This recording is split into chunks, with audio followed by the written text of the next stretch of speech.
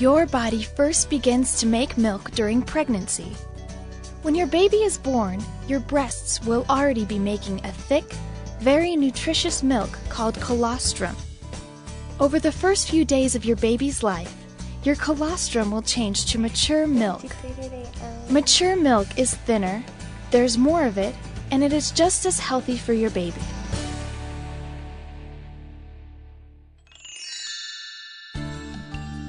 Your milk changes to fit your baby's needs.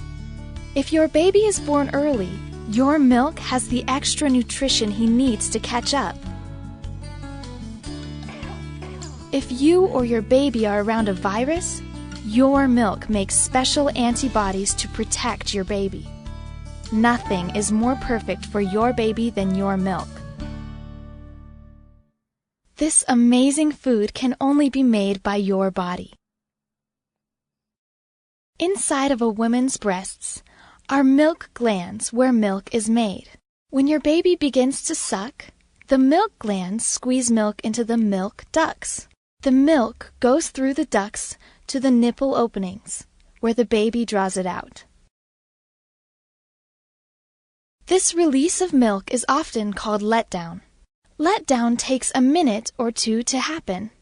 It can feel like a tingling sensation in your breasts, or you may feel nothing at all.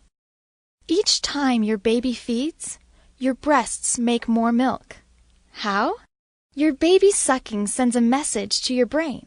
Your brain then tells your breasts to release milk so your baby can take what he needs. The more often